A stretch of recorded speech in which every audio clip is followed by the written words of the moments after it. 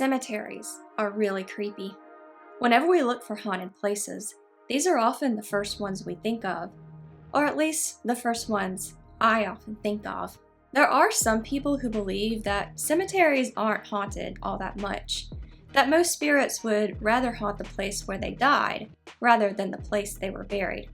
Still, you can't deny just how creepy some of these places are. Here are 3 creepy haunted cemeteries across the United States.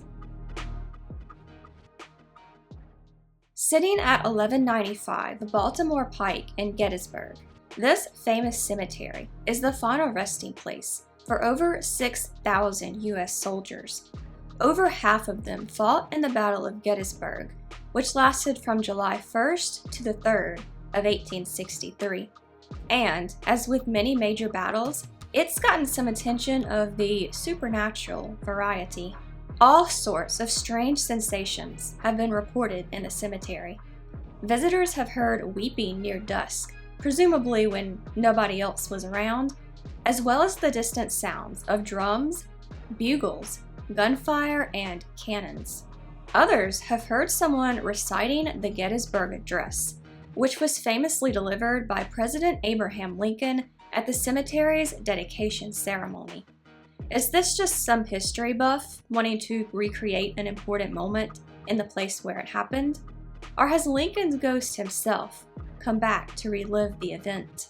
Others have reported strange smells or feelings, including the smell of strong cigar smoke and embalming chemicals. One visitor claimed to step onto the grounds and feel an electric shock throughout their entire body. Then their body went ice cold, even though it was summertime, and some of the paranormal activity has been seen. Orbs, mists, and light anomalies have been spotted in photographs taken at the cemetery. Blue balls of light and shadowy figures that slip behind trees have also been reported. Others have claimed to see the ghosts of the soldiers themselves, either marching in formation or reenacting the bloody battle. Despite sharing a name with the suburban city of New Orleans, Metairie Cemetery is actually in the city proper. It's one of the city's largest cemeteries, but it wasn't always that way. In fact, it wasn't always a cemetery. It originally started out as a racetrack, being converted into a cemetery after the Civil War. It's now the final resting place for thousands of people, including 7 New Orleans mayors and 9 Louisiana governors. One legend attached to the cemetery is that of the Weeping Angel statue. This statue is said to be over the tomb of a woman named Florence Bridges and cry real tears. However, there are a couple of problems with this story. The crying is said to happen pretty often on stormy days, so it easily could just be rainwater. There's almost no information on Florence Bridges readily available online. A search for her will only turn up results about the hauntings at this cemetery. She's also not listed on Find a Grave or the New Orleans Cemetery database. This doesn't mean she doesn't exist or that her tomb isn't really there, just that I couldn't really find any solid evidence about it.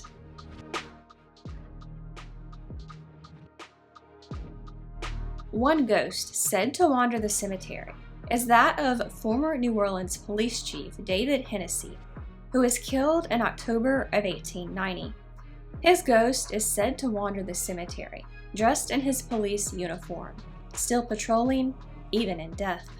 But maybe the most famous paranormal story here is that of Josie Arlington. Josie was born Mary Dubler in the late 1800s and turned to prostitution after being kicked out of her home.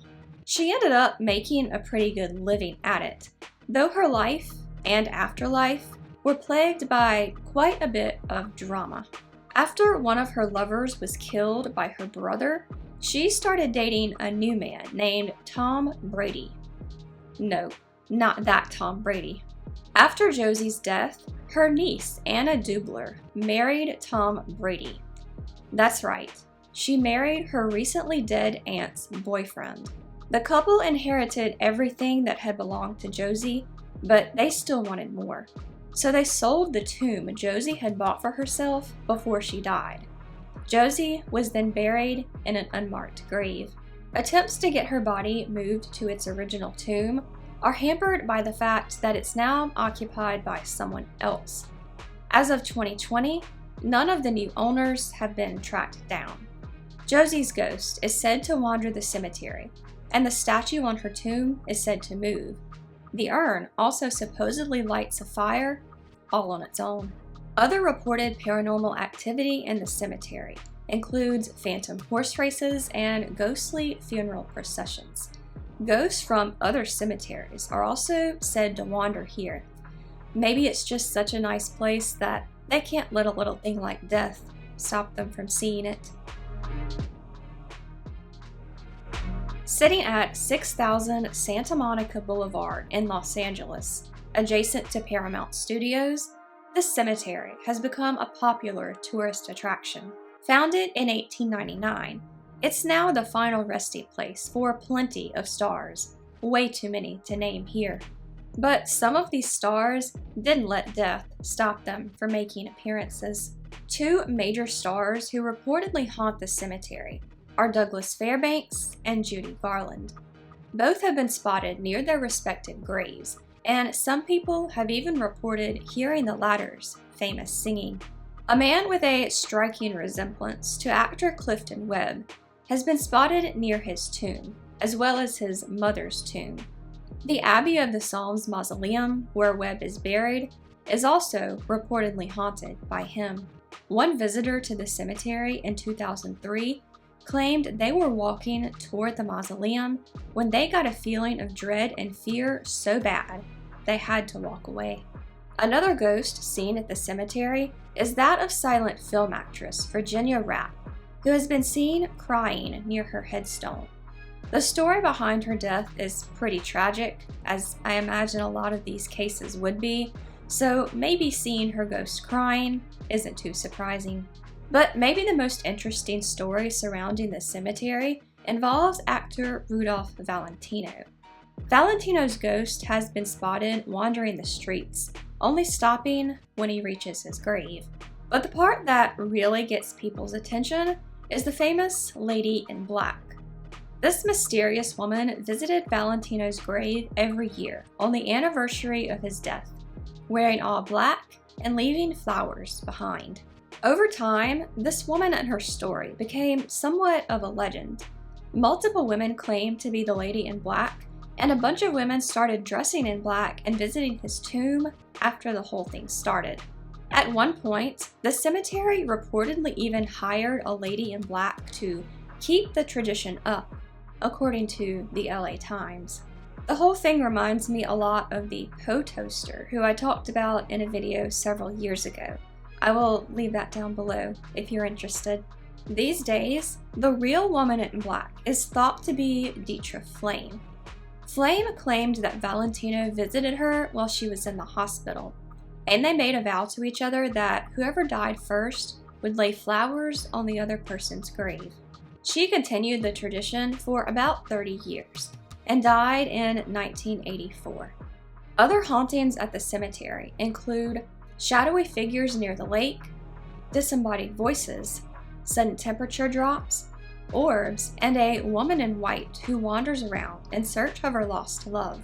Ghostly figures are said to walk across the cemetery and straight through the walls of the nearby movie studio.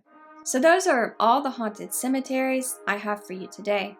I love looking into these places, so be sure to keep an eye out for many more to come. Thanks for watching, and have a creepy day.